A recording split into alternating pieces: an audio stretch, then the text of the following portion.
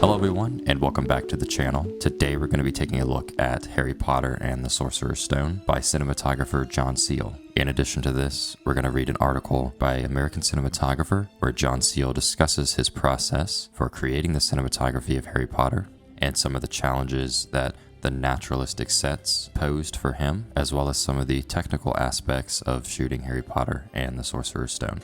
Let's start by going over some of the credits that John Seale has as a cinematographer, the most recent being 3,000 Years of Longing, which was in 2022, and then before that in 2015, Mad Max Fury Road, and Harry Potter in 2001.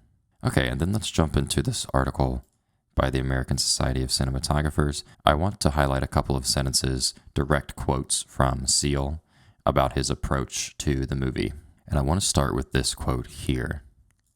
The film posed many unique challenges for Seale. Quote, "A lot of our sets were real castles or real chapels around England. In some of the locations, we were not allowed to touch the walls, even when filming inside. The normal equipment, like wall busters in the roof, so you could hang lamps with a pole across from wall to wall, wasn't available. In order to light, Seale had to rely often on lighting from outside, just adding an eye light inside. Frames were made to hang outside of windows for gels and ND filters, since these were not allowed on the windows themselves." And I'd like to read this quote because it was important to note that John Seale was looking ahead, trying to establish a look that may or may not maintain over potentially 4, 5, 6, and even up to 8 films as it ended up being. And the quote goes, "There was, as always with a film in pre-production, especially one of this nature, a lot of pre-production, talking and analyzing. Where will the look go in future films? How do we establish that?" It'll be interesting to read about the cinematographers of the later films, especially starting at the 5th one, to see how they looked back at the cinematography of those Harry Potters, and if they wanted to go with something completely different, which apparently they did, or if they ever considered the cinematography of the previous films, and seeing how they adapted to that. Here's another quote I would like to highlight. "So I decided to keep it sort of bright and breezy, more like the natural world. Nothing really dark to start out with. As the storylines began to develop a bit, a thin edge of the wedge starts to come in of the darker tones, thematically and visually. But basically, we went for a very wholesome looking introduction to the series." You're going to hear me say it here, and especially through the later films, starting at the 5th one. I think that as the films got a little bit darker, they lost a really nice characteristic of that magic of the first couple of movies, the really saturated and bright worlds, and I almost wish, even up to the 7th, they retained some of that. I think especially starting at the 6th movie, everything started to look a little bit too mushy. I couldn't really see anything going on, and I didn't really like the darker, muted tones, but this is also me just looking back and remembering from a while back. Perhaps as we bring them up here, I'll have a different opinion, but approaching these and remembering them, I really like, especially up to the 3rd one, even the 4th one, even though the 4th one is kind of browns and greens and a little bit desaturated. I did still appreciate the looks up to that one. Let's get into some technical information. And Harry Potter and the Sorcerer's Stone was shot with Panaflex Platinum and Millennium cameras, at times shooting on 6 units at once. Each was equipped with the same zoom lens. Quote, "I've always loved zooms, from way back when zooms weren't as good as they are now. I always try to shoot movies on the same lens throughout, so the quality of the image is the same. Also, I love the free-feeling camera. Slow zooms in during emotional moments to draw the audience in." And then a little bit of the reasoning behind running 6 cameras. Running 6 cameras at once allowed for full coverage of the child actors in larger scenes and saved production from continuity issues. Quote, "I was always worrying about how to light for multiple cameras. Covering all the kids was my challenge, and I loved making it work. We'd have 6 cameras on hydraulic heads, working almost like sports coverage, because these kids were going anywhere they wanted to during takes, and we needed to cover it. 6 cameras were mainly used in the big halls where we had 600 kids. The rest of the time, we reduced down to 2 or 4 cameras, whatever suited that scene." So something interesting to note, and probably a challenge with lighting, is rigging up something that is global enough to run 6 cameras, sometimes some pushing wide, some pushing tight. So you have to keep the lighting potentially a little bit harsher than you would like, because if you had running just one camera, let's say on a tight, you could get the lights in closer, you can get diffusion in closer, you could have bigger setups. So something to take note of, also in conjunction with the fact that these are natural environments that could not be touched because of historical value. And let's talk a little bit about post-production here. Quote, "It was an interesting time because the wheel of digital revolution had started to turn and the developments were coming on thick and fast. Digital intermediates existed at that point, but they were costly. I was told that on Harry Potter they didn't have the money to do a digital intermediate, so I had to use film negative intermediates. With the time necessary for visual effects and post, Seal ended up with only a handful of days to work with the colorist on the film once the reels were sent to him. Quote, "It was the last film I did purely on film negatives and positives right through the release print. I would love to do it again, digitally. What you could do would be amazing, but we didn't have that. With most films I've worked on, they get finished, released, go out into cinemas. Then I might pick it up 6 months or a year later, and I watch it and I just want to die. I just want to reshoot it." And the final quote of this article talks about John Seal looking back on the film 20 years after the release. Quote, "As I rewatched the film recently, I thought, it's still reasonably good. I'm a little bit proud that it came out as well as it did. Even though we only had 4 days to do the complete color, it's still scrubbed up, I think." If you would like to read the entire article, you can find it on the American Society of Cinematographers website, and it's called Making Magic, Harry Potter and the Sorcerer's Stone. Okay, so now that we have these images inside of DaVinci Resolve, the very first thing I want to do is point out a general progression from the first film, which looks generally like this in its exteriors.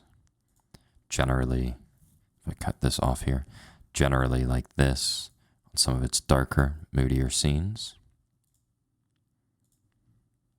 So you're seeing how saturated, how bright these images are.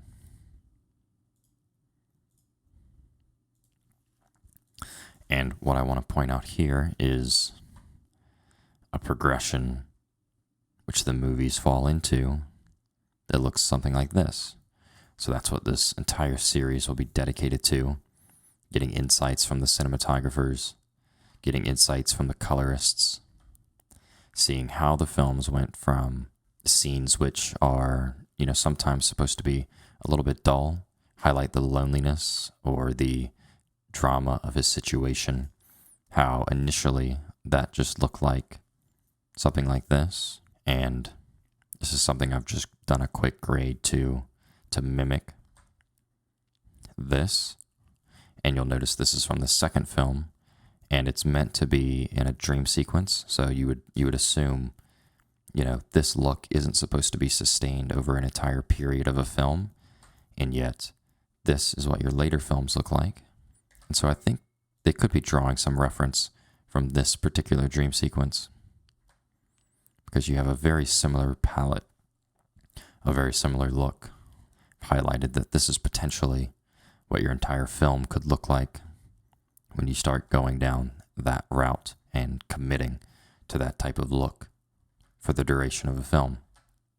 And yet this also serves its purpose, which is dreary situation, designed through the set, through the acting, and not necessarily pushed so much in the grade, and I think is better for it. So now that we have that out of the way and we know the general trajectory of this entire 7-part series, let's take a look at just this movie and what they're doing. So I think this is a good place to start, is looking at some of these exteriors and bringing the scopes up a little bit bigger than normal and taking a look at the saturation values, especially here on the pitch. Everything is pushed very far. The reds are very saturated. The greens of the exteriors here are very saturated. And what you can also see developed through some of these shots are a nice blue and orange contrast. Later, I will show you what traditional teal and orange correction could look like. But you see here that they have that naturally being developed. And it's important to note that motivation of that teal and orange look is critical to make it look natural. So for instance, you'll notice where it's being developed is typically at nighttime. You can do that because the blue of the sky compared to the warmth of skin already has that natural teal and orange characteristic, whereas here it's a little bit more teal blue, but you can always correct that through color grading, and we will do that. I'll just show you what the difference is. And it also helps that a lot of this could be motivated by candlelight, so that will accentuate the orange and make it a little bit more saturated. And another thing to point out is the consistency of the colors. You can see here in Dumbledore's office, in the first one, it's all pushed toward this one value. Don't really have any other colors in here. And we will grab a color compressor and show you how that would work if you wanted to compress all the values down to 1, and how that might even clean up an image if you're trying to get rid of unwanted spreads. And then here you can see the same thing. Everything very warm in the Great Hall because everything's motivated just by these candles. And yet you see there's some color casts out on the edge, and I'll show you if you wanted to just have the one consistency in the color. Same thing here. And especially with this image here, you can see how far they're pushing the saturation, letting those images stand out. And then with this one here, later you'll see I'm going to accentuate this teal and orange look, which is naturally developed from a set which is a little bit on the darker side, motivated by, it looks like it could be moonlight. Obviously it isn't, but you have the flames in the background. And so a good opportunity to push a teal and orange look, and we'll do that. And the same thing here, the final image of the movie, really pushing the reds. And so looking at these images here, it's important to note this is probably all done green screen, and so they can bring in, they can be as artificial with the light as possible, and yet they're getting some kind of consistency, blending in with the exteriors here through big soft sources, but a really strong hair light and an edge light out here, so that he sits into the environment a little bit more. And you'll notice that the digital artists are motivating the sun over here, so it's backlit, so the lighting matches. So real quick, before we move on from this image, I just want to highlight some of the differences if I were to correct the image like this toward kind of what my mind remembers the fourth one being. I don't think the fifth one had the brownish, greenish look to it. I think the fifth one was more pushed toward blue. But I think the fourth and the sixth one kind of had this look where everything is slightly glowing, everything is a little bit green, and everything has a kind of like a brown undertone. And so if I were to flick this on and off, you can really see the difference. And in my opinion, starting with the fourth one, this kind of look really kind of fails the series, because a look like this, even maintained partially up to the seventh one, could have been very interesting.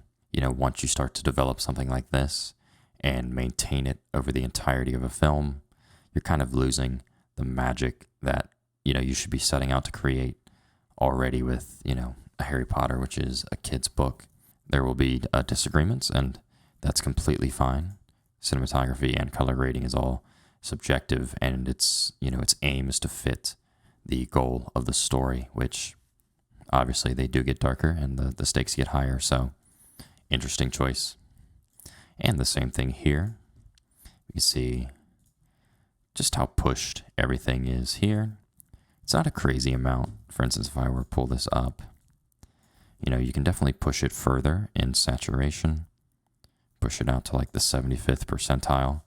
And the way I have these are 75 and 100%. So you could certainly push it more before and after. And yet this is already way more pushed than what you might find in some of the later films. So I think it's a good compromise between overdoing it and not enough. And here, if I accentuate this, and then bring up the hue versus hue, pull these up toward green, adjust these. You can just kind of see the difference of all the values being kind of close together. You can actually accentuate that here in your hue v hue, and you can shift the entire balance of the scene.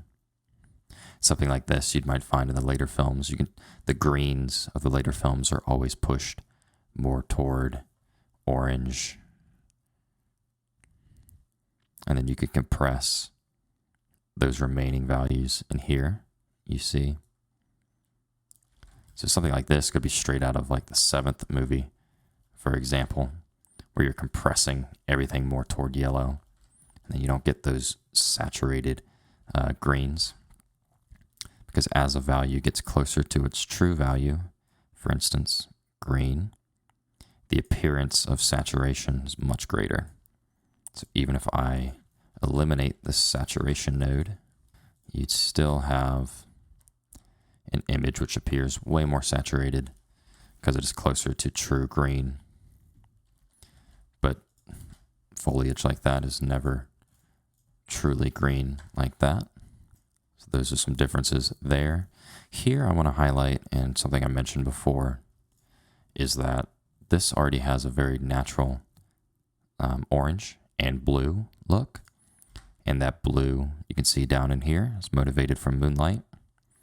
So that's how you first off have to have that motivation. Albeit you can't see too much of that spilling through here. So could have been nice if they had kind of the shafts of light coming through here. Instead, it's a little bit more toppy, which you can see all in here. You've got the edge light around Dobby here, and then you got the lamps pushing some of that orange in. But what we could do is if I re-enable, now this is very pushed, but this node here, I'll full screen this, is adjusting the blue down in here, which now appears a little bit magenta toward exactly opposite orange. So you're getting a teal instead of that blue. You can see that adjustment in here. And then this pushed a little bit more. And this is just your saturation. And then if you're looking at this here, that is before, that's after. But just highlighting, how you might create that and what the difference would be. So now these colors are in exact opposition of one another. Not that you necessarily want to do that for something like this. It's a little bit too poppy. But the same thing here. So if this is just skin tone, what you could do is go in, grab that hue v hue,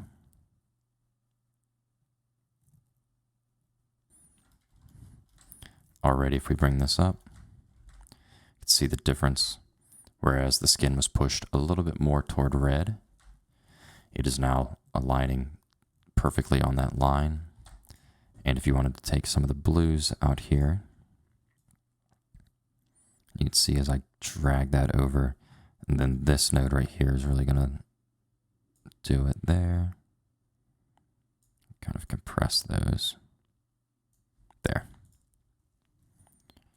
So just by adjusting some of the skin tones and then the blues, you could end up with something like this from this.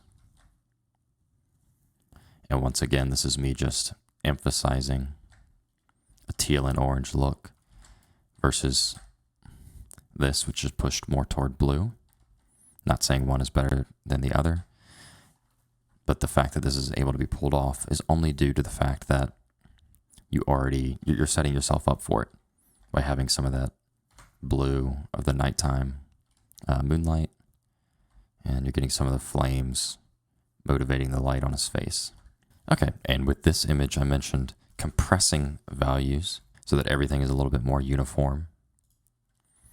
So before, and after. Before, you can see some of the values in the faces. Almost looks like chromatic aberration. Are pushed a little bit more toward red. Some of these highlights up in the candles and surrounding the flames are pushed a little bit more toward red. You have a little bit of green out here. And then if I were to bring all those values together with a color compressor, which is just an effect found within DaVinci Resolve, you can compress the hues toward really just one value. Once again, not better or worse, just something to take note of, and all being done through here. So now that you have just that one value, you could theoretically grab that and adjust your entire image to whichever value you like. But if you were trying to get, just along that skin tone line, you could do something like that from that. So, pretty marginal difference. But if you had a spread kind of like that, you wanted to compress it, you could always do it. And this is going to be the final image that we take a look at today. Here is the completely unaltered version that I've done. And here, I mentioned trying to push that teal and orange look in all of these scenes that are kind of naturally set up for it. This is what it might look like with that introduction. So the blues, which were pushed a little bit more toward true blue, would be pulled down toward a teal. And the flames out here accentuated and corrected a little bit more. And the flames out here accentuated a little bit more, corrected toward exactly opposite of that teal color that we've developed. And you get something which almost looks like a Kodak print because of the teals that are introduced through here, through the midtones. That's going to be it for our very first video into the exploration of Harry Potter's cinematography. I'm excited to see the different cinematographers' approaches, especially as they got to the later films, looking back at how to go from there while creating some of that grit that they develop in the 5th, 6th, and 7th films. If you guys liked this style of video, feel free to like the video, drop a comment, or subscribe. If there's something you want me to include in these cinematography breakdowns, then please let me know that as well. Thank you for watching, and I'll see you in the next one.